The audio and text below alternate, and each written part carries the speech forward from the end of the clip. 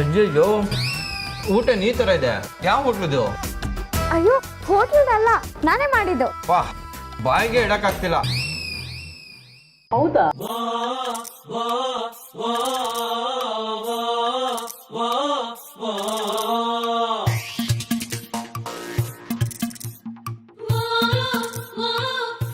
ತಿನ್ನಕ್ಕಾಗ್ತಿಲ್ಲ. ನಾನು ಬೇರೆ ಸಾಂಬಾರ್ ಬಡಿಸ್ತೀನಿ ರೀ. ಇಷ್ಟಿದ್ ನೋಡಿ ಹೇಳಿ.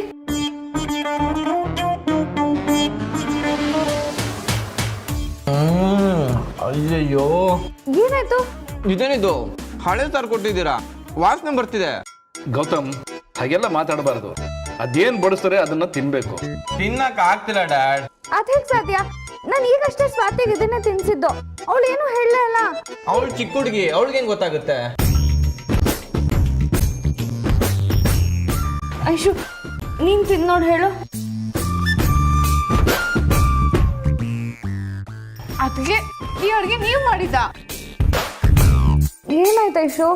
ಒಂಚೂರು ಚೆನ್ನಾಗಿಲ್ಲ. ಅದಕ್ಕೆ ನೀವು ಡೈಲಿ ಎಷ್ಟು ಚೆನ್ನಾಗಿ ಮಾಡ್ತಿದ್ರಿ, ಯಾಕೆ ಇವತ್ತು ಹೀಗೆ ಮಾಡಿದ್ದೀರಾ? ಊಟ ಚೆನ್ನಾಗೇ ಇದೆಯಲ್ಲ, ಯಾಕೆಲ್ಲರೂ ಈ ಥರ ಹೇಳ್ತಾ ಇದ್ದಾರೆ?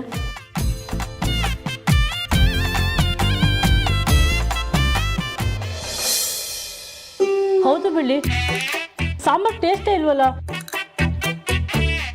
ನೀನು ಚೆನ್ನಾಗಿ ಅಡುಗೆ ಮಾಡ್ತೀಯ ಅಂತ ಎಲ್ಲರೂ ಹೇಳ್ತಾ ಇದ್ದಾರೆ. ನೀನು ಡೈಲಿ ಹೀಗೇನು ಅಡುಗೆ ಮಾಡೋದು? ಮರ್ಯಾದೆ ಎಲ್ಲ ಹೋಯ್ತು ಅದಕ್ಕೆ ನಿಮ್ಮಿಂದ. ಯಾಕೆ ಎಲ್ರು ಹೀಗೆ ಹೇಳ್ತಿದ್ದೀರಾ? ನಾನು ಅಡುಗೆ ಚೆನ್ನಾಗೇ ಮಾಡ್ತೀನಿ, ಈಗಲೂ ಚೆನ್ನಾಗೇ ಮಾಡಿದ್ದೀನಿ.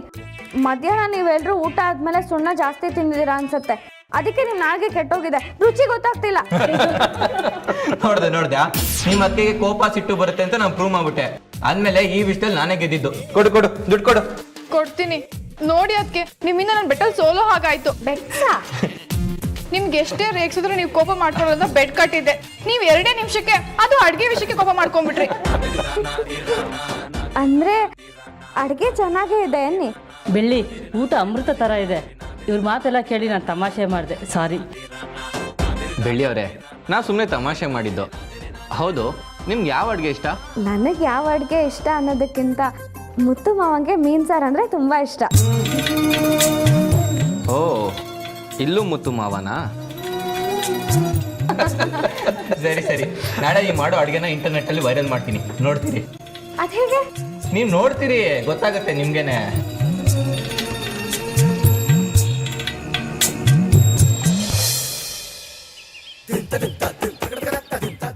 ಬೆಳ್ಳಿಯವ್ರೆ, ನೀವು ಹಂಗೆ ಎಣ್ಣೆ ಹಾಕ್ತೀರಿ, ನಾನು ಫೇಸ್ಬುಕ್ ಲೈವ್ ಹೋಗ್ತೀನಿ. ಹಾಯ್, ಎಲ್ರು ಹೇಗಿದ್ದೀರಾ? ಸೂಪರ್ ಆಗಿದ್ದೀರಾ? Okay, nice. ಇವತ್ತು ಮೀನಿನ ಸಾರು ಮಾಡೋದು ಹೇಗೆ ಅಂತ ಹೇಳ್ಕೊಡ್ತೀನಿ ನೋಡಿ. ಪಾತ್ರೆ ಒಳಗೆ ಒಂದೊಂದೇ ಮೀನು ಹಾಕಿ. ಮೀನು ಜಾಸ್ತಿ ಆಗದಷ್ಟು ತಿರ್ಗ್ಸೋದಕ್ಕೆ ಕಷ್ಟ ಆಗ್ಬಿಡುತ್ತೆ.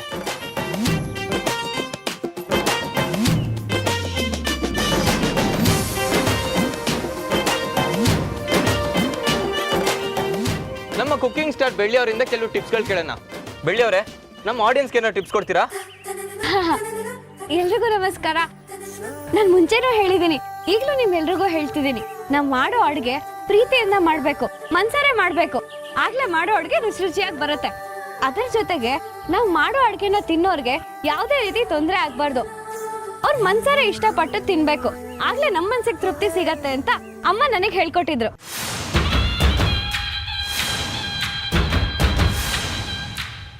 ಅಷ್ಟೇ ಅಲ್ಲ, ನಮಗೆ ಯಾವುದೇ ಬೇಜಾರು ಇರ್ಲಿ, ಕೋಪ ಇರ್ಲಿ, ಅದನ್ನ ಯಾವತ್ತೂ ಊಟದ ಮೇಲೆ ತೋರಿಸ್ಬಾರ್ದು. ಅನ್ನ ದೇವರ ಸಮಾನ, ಅದನ್ನ ನಾನು ಯಾವತ್ತೂ ಮನ್ಸಲ್ಲಿ ಇಟ್ಕೊಂಡಿದ್ದೀನಿ. ನೀವು ಇಟ್ಕೊಳ್ಳಿ. ಗೌತಮ್, ಅಲ್ಲಿ ನೋಡಿ ಎಷ್ಟೊಂದು ಲೈಕ್ಸ್ ಬರ್ತಿದೆ. ನಂಗೆ ನಂಬೋಕೆ ಆಗ್ತಿಲ್ಲ, ಎಷ್ಟೊಂದು ಲೈಕ್ಸ್ ಬರ್ತಿದೆ. ಯಾವ್ದಾರ ವಿಡಿಯೋ ಇಂಟರ್ನೆಟ್ ಅಲ್ಲಿ ವೈರಲ್ ಆಗ್ತಿದೆ ಅಂದ್ರೆ ಅದು ನಿಮ್ಮ ಅಡುಗೆ ಪ್ರೋಗ್ರಾಮೇ.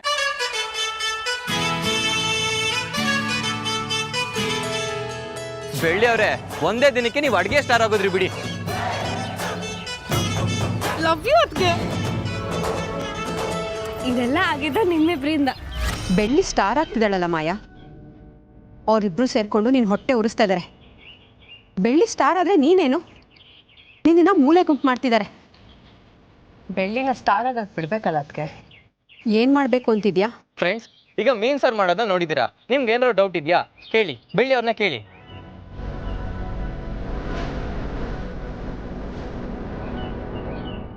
ಮಾಡ್ತಿರೋ ಅಡುಗೆನ ಹೇಗೆ ಹಾಳು ಮಾಡ್ತೀನಿ ಅದಕ್ಕೆ ಆ ಬಾಲ್ ಕೊಡಿ.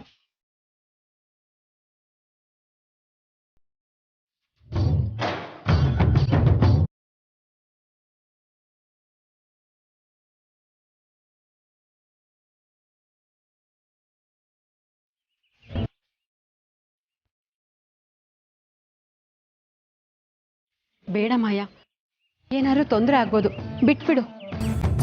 ತೊಂದರೆ ಆಗತ್ತೆ ಅಂತ ಸುಮ್ಮನೆ ಬಿಟ್ರೆ ಮುಂದೆ ನನಗೆ ತೊಂದರೆ ಆಗತ್ತೆ. ಲೈಫಲ್ಲಿ ಯಾವಾಗಲೂ ಗೆಲ್ಲಬೇಕು ಅದಕ್ಕೆ. ನೀವು ಮೋಸ ಮಾಡಿ ಗೆಲ್ತಿರೋ ಇಲ್ಲ ನಿಜವಾಗ್ಲೂ ಗೆಲ್ತಿರೋ ಅದು ಯಾರೂ ಲೆಕ್ಕಕ್ಕಿಡಲ್ಲ. ಲೈಫಲ್ಲಿ ಮ್ಯಾಟ್ರ್ ಆಗೋದು ಗೆಲ್ಲೋದು ಅಷ್ಟೇ.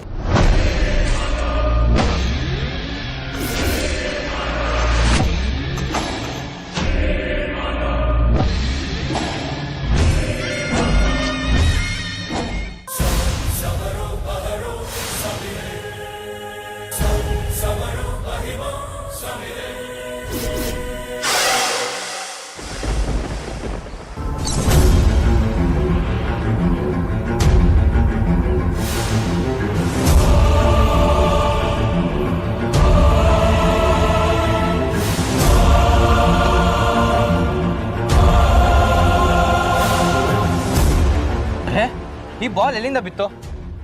ಮೇಲೆಯಿಂದ ಬಿತ್ತು ಅನ್ಸುತ್ತೆ.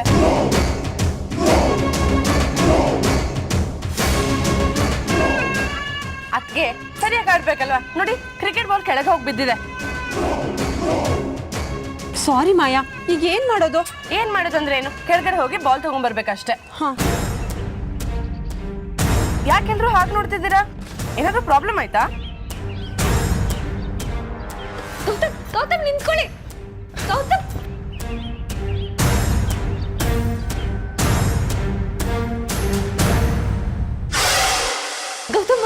ಗೌತಮ್ ಅವರೇ ನಿಂತ್ಕೊಳ್ಳಿ.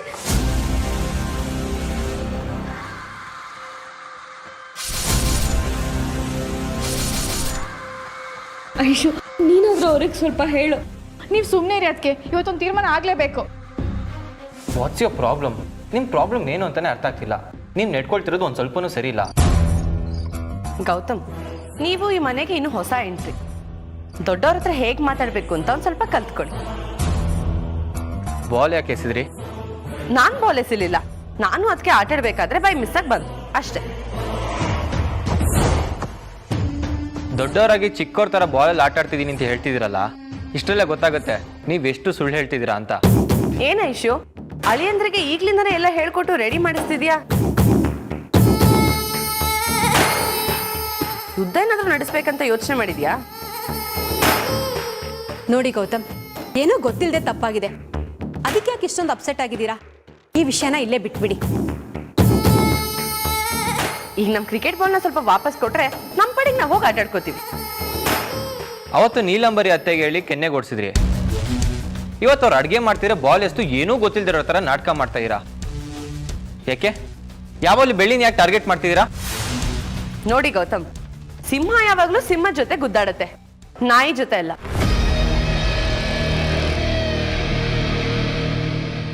ಬೆಳ್ಳಿ ಲೆವೆಲ್ ಏನು ನನ್ನ ಲೆವೆಲ್ ಏನು ಈಕ್ವಲೇ ಇಲ್ಲ.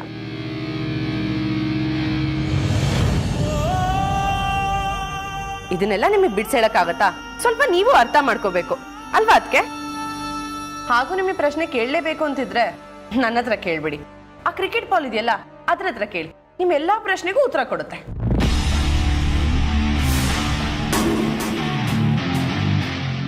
ಏನ ಇಶ್ಯೂ ಹಾಗೆ ನೋಡ್ತಿದ್ಯಾ? ಮಾಯನ ಹೇಗ್ ಸಿಕ್ಕಾಕಿಸ್ಬೋದು ಅಂತ ಯೋಚನೆ ಮಾಡ್ತಿದ್ಯಾ? ಮಾಯಾ ಯಾವತ್ತೂ ಸಿಕ್ಕಾಕೊಳ್ಳಲ್ಲ, ಬೇರೆಯವ್ರನ್ನ ಸಿಕ್ಕಾಕಿಸ್ತಾಳೆ.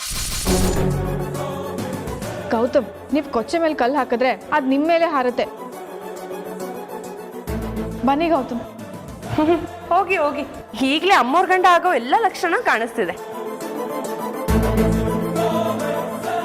ಹೋಗಿ.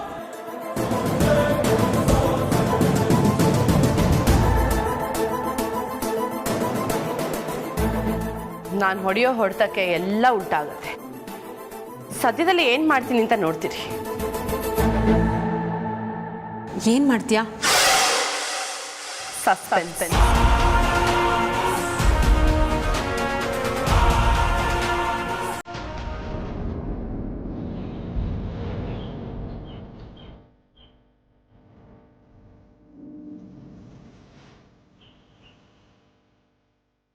ಗೌತಮ್ ಏನು ಯೋಚನೆ ಮಾಡ್ತಿದ್ದೀರಾ?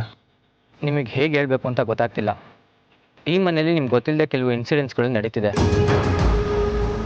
ಅದೆಲ್ಲ ನಿಮಗೆ ಗೊತ್ತಿಲ್ವಾ ಅಥವಾ ಗೊತ್ತಿದ್ರು ಗೊತ್ತಿಲ್ಲದೆ ಇರೋರ ಥರ ಸುಮ್ಮನೆ ಇದ್ದೀರಾ? ಏನು ಹೇಳ್ತಿದ್ದೀರಾ ಗೌತಮ್? ನೀವು ಮಾಯ ಅವ್ರನ್ನ ಮನ್ಸಾರೆ ಇಷ್ಟಪಟ್ಟು ಮದುವೆ ಆಗ್ತಾ ಇದ್ದೀರೋ ಅಥವಾ ಫೋರ್ಸ್ಫುಲಿ ಮದುವೆ ಆಗ್ತಾ ಇದ್ದೀರೋ?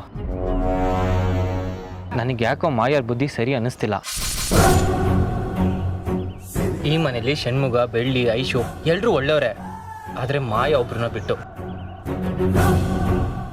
ಅವರಲ್ಲಿ ಬರೀ ಅಸೂಯೆ ತುಂಬಿಕೊಂಡಿದೆ. ಬೆಳ್ಳಿ ಅವ್ರ ಮೇಲೆ ಕೋಪ ಇದೆ. ಇದೆಲ್ಲ ಯಾಕೆ ಅಂತ ನಂಗೆ ಅರ್ಥ ಆಗ್ತಿಲ್ಲ. ಅಂಥದ್ದೇನಾಯ್ತು?